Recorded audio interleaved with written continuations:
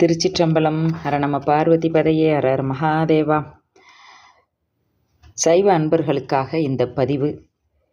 கல்வெட்டுக்களில் நாயன்மார்களுடைய திருமேனிகள், நாயன்மார்களுடைய ஓவியங்கள், நாயன்மார்களுடைய சிற்பங்கள், நாயன்மார்களுக்கு எடுக்கப்படுகின்ற விழாக்கள், நாயன்மார்களுடைய பெயர்கள், இவைகளையெல்லாம் இந்த பதிவிலே நாம் பார்க்க இருக்கின்றோம். முதலிலே நாயன்மார்களுடைய திருமேனிகள். ஒவ்வொரு நாயனாரும் வாழ்ந்து மறைந்த ஊரில் உள்ள சிவன் கோவிலில் அவருக்கு செம்பிலும் கல்லிலும் உருவங்கள் செதுக்கப்பட்டன. அவ்வுருவங்கள் பூசிக்கப்பட்டது. அவருக்கு விழா நடைபெற்றது. அப்பர், சம்பந்தர், சுந்தரர் போன்ற சிறப்பு அடியார் உருவங்கள் பல கோவில்களில் எழுந்தருள பெற்றன. சுந்தரர் உருவச் சிலையோடு அவர் மனைவியார் உருவச் சிலைகளும், அவ்வாறே சிறு தொண்டர், அவர் மனைவியார், மகனார் உருவச் சிலைகளும் சில கோவில்களில் எழுந்தருள பெற்றது.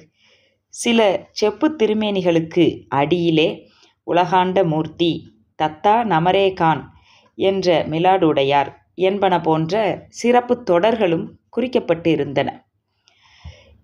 நாயன்மார்களுடைய ஓவியங்கள். தஞ்சை பெரிய கோவிலில் கருவறையின் புறச்சுவர் ஒன்றில் சுந்தரரை சிவபெருமான் தடுத்து ஆட்கொள்ளும் வரலாறும், சுந்தரமூர்த்தி சுவாமிகள் யானை மீதும் சேரமான் பெருமான் குதிரை மீதும் கைலை செல்லும் காட்சியும் அழகு ஒழுகும் ஓவியங்களாக திகழ்கின்றன. சுந்தரரும் சேரமானும் தலைமுடியும் தாடியும் வைத்திருத்தல் பண்டைக்கால மரபு ஒப்பினையும், அவர்கள் பல வகை அணிகளை அணிந்திருந்தமையும் அக்கால அணிவகைகளையும் நமக்கு நன்கு விளக்குவனவாக இந்த ஓவியங்கள் இருந்தது. நாயன்மார்களுடைய சிற்பங்கள். ஒவ்வொரு நாயனார் வரலாற்றிலும் உயிர் நாடியாக உள்ள நிகழ்ச்சியை சிற்பமாக குறிக்கும் வழக்கம் சோழர் காலத்தில் உண்டாயிற்று. மேலைக்கடம்பூர் சிவன் கோவிலில் கருவறையின் புறச்சுவர்களில் இத்தகைய சிற்பங்களை காணலாம். இரண்டாம் ராசராஜன் கட்டிய ராஜராஜேஸ்வரத்தில் எல்லா அடியார் நிகழ்ச்சிகளையும் ஒருங்கே காணலாம். கண்ணப்ப நாயனாருடைய வரலாறு பற்றிய சிற்பங்கள் தஞ்சை பெரிய கோவிலில் நடு மண்டபச் சுவரில் பல காட்சிகளாக காட்டப்பட்டிருக்கின்றது. சண்டேஸ்வர நாயனார் சிவபெருமானால் கொன்றை மாலை அணிவிக்கப்பட்டு சண்டீச பதம் கொடுக்க பெற்ற காட்சியை அந்த நாயனாருடைய வரலாற்றில் சிறப்பு பகுதியாக இருக்கக்கூடியது.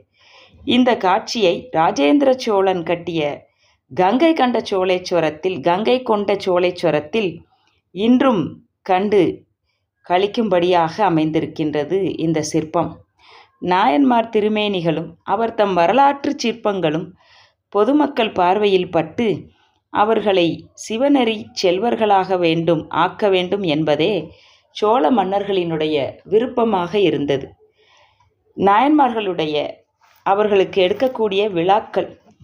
செங்காட்டம்குடியில் சிறுத்தொண்ட நம்பி விழாவும், சீர்காழியில் ஞானசம்பந்தர் விழாவும், திருவாரூரில் சுந்தரமூர்த்தி சுவாமிகளுக்கு எடுக்கப்படுகின்ற விழாவும், திருவதிகையில் திருநாவுக்கரசர் விழாவும் சிறப்பாக நடைபெற்றன. இவ்வாறே பல கோவில்களில் அவ்வவ தலத்து நாயனார் விழாக்கள் நன்கு நடைபெற்றன.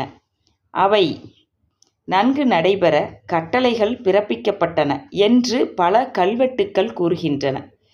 பெரும் கோவில் விழா காலங்களில் திருத்தொண்டத்தொகை முதலிய பதிகங்களும் மார்கழி திங்களில் திருவம்பாவையும் ஓதப்பட்டு வந்தன என்ற செய்தியெல்லாம் கல்வெட்டுக்கள் நமக்கு காட்டுகின்றது. நாயன்மார்களுடைய பெயர்கள். சோழர் கால சைவ மக்கள் நாயன்மார் மீது அளவு கடந்த பற்று கொண்டிருந்தனர் என்பதனை அறிவிக்க அவர் தம் பெயர்களை தம்முடைய பிள்ளைகளுக்கு வழங்கியிருத்தலிலிருந்து அறியலாம். சிறுத்தொண்ட நம்பி, வெங்காட்டு நங்கை, பறவை நங்கையார், திருவெண்காட்டு கண்ணப்பதேவர், ஐயாற்றடிகள், புகழ்த்துணை அடிகள், காரிவேளார், கோட்புலி, சிங்கன், கலியன், காமன், தாயன், ஆரூரன், கம்பன், நம்பி விடங்கன், அணுக்கவன், தொண்டன், உடைய நம்பி, களையன், குமரன், ஆளாள சுந்தர பல்லவரையன், தண்டியடிகள், கம்பன், மதுராந்தகன், திருநீலகண்டன், இளையான்குடி கிழவன், கலியன், மன்றாடி, பரசமய கோளரி, மானி, கலையன், மாணிக்கம் போன்ற எண்ணிறந்த பெயர்கள் கல்வெட்டுக்களில் காணப்படுகின்றன. அக்கால சைவ மக்கள் நாயன்மார் பெயர்களை தம் பிள்ளைகளுக்கு வழங்கியதோடு மட்டுமல்லாமல் இடங்களுக்கும் அப்பெருமான்களின் பெயர்களை இட்டு வழங்கினர் என்பதும் கல்வெட்டுக்கள் உணர்த்துகின்ற செய்தியாக இருக்கின்றது.